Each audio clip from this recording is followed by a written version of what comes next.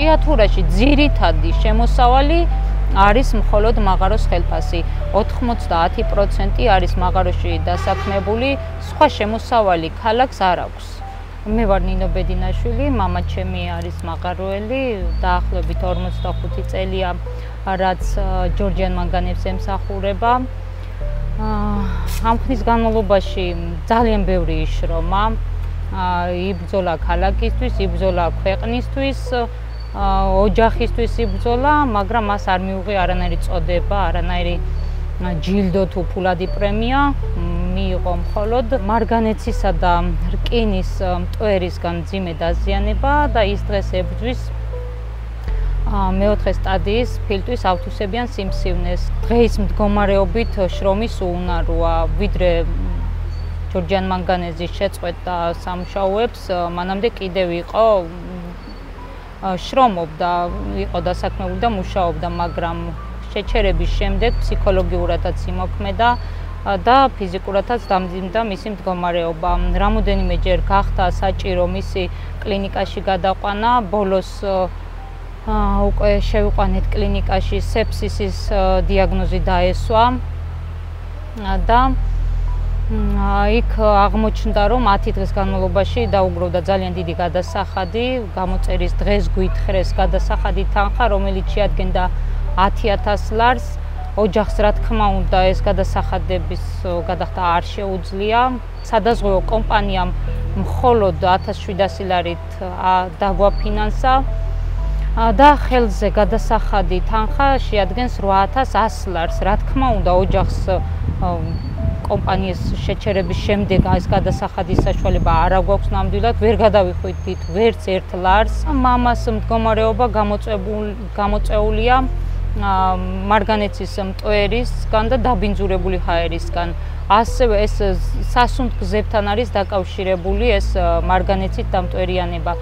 დედას ბრონხიალური ასთმა აქვს, საკმაოდ მძიმე ფორმების არის, სპაზმური მდგომარეობა უვითარდება დღეში რამოდენიმეჯერ, არის მუდმივ მედიკამენტზე და რა ვიცი, ეს მძიმე მდგომარეობაშია თითქმის ქალაქში ჩვენ არ ვართ მხოლოდ ჩვენ ამ პრობლემის ქვეშ, ძალიან ბევრი მსგავსი პრობლემით არსებობს ქალაქში და რა ვიცი, დღეს მდგომარეობით ვერ გეტყვით, რომ სახარბიელო მდგომარეობა არის ქალაქში, მძიმე მდგომარეობაშია სრულიად ქალაქი და მათ შორის ჩვენც ვართ ერთ-ერთი იმ მძიმეთაგანი, იმის გამო, რომ მამა შეუძლო მდგომარეობაში არის, ოჯახის წევრები არ არის სხვა დასაქმებული არც ერთი, ოჯახში იყო მხოლოდ მეუღლე და მამა ჯორჯიან მანგანეში დასაქმებული, სხვა დანარჩენი ვართ დაუსაქმებელი, არ აგვაქვს სახელმწიფო დაზღვევა, არანაირი სახელმწიფო მხარდაჭერა არ აგვაქვს,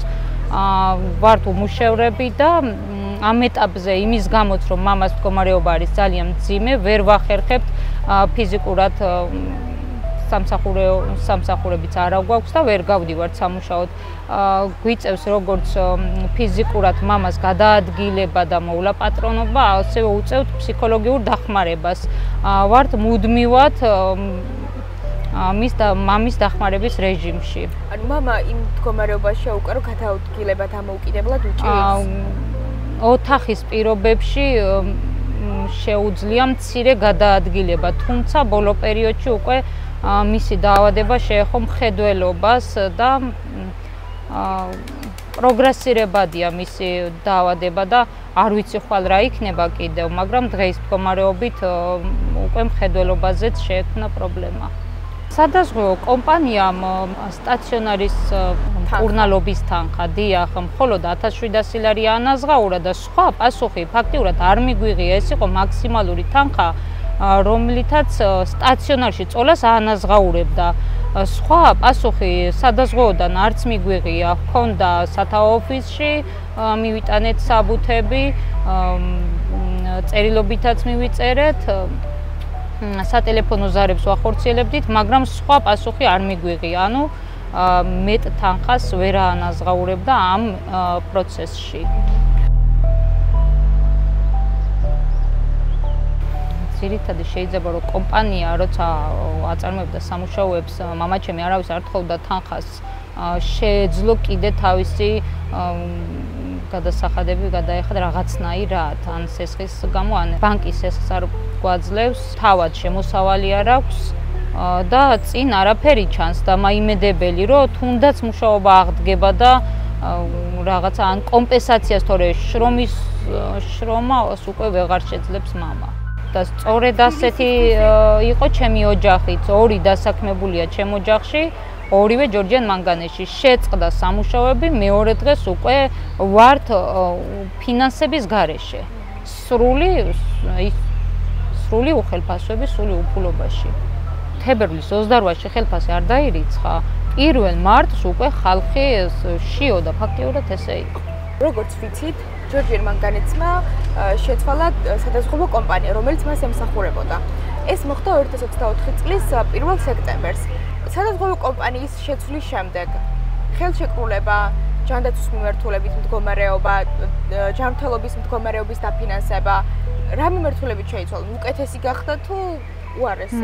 ჩვენ რა თქმა უნდა მოლოდინი ჰქონდა იმის, რომ უკეთესობისკენ შეიცვლებოდა, თუმცა ვერ აღმოჩნდა სახარბიელო, რასაც ველოდებოდით, ნამდვილად არ აღმოჩნდა ეს კომპანია უკეთესი პირობების მქონე. მაგალითად, კონკრეტულად მამაჩემის მდგომარეობაზე, ონკოპაციენტის მდგომარეობაზე, როდესაც დაგვჭირდა მედიკამენტის გამოწერა, ყველაფერი თანხა ჩამოეჭრა ონკოლიმიტს და არა სადაზღვევოს. და ის რითაც ჩვენ ქიმიოთერაპიას, იმუნოთერაპიას თანხებს ონკოლიმიტიდან ვიღებდით და ვსარგებლოდით, აღმოჩნდა, რომ არდიმ ელემენტარულ წამალზე, უბრალოდ ანალიზებზე აიღო თანხა ონკოლიმიტიდან. ჩვენ შემთხვევაში ასე იყო.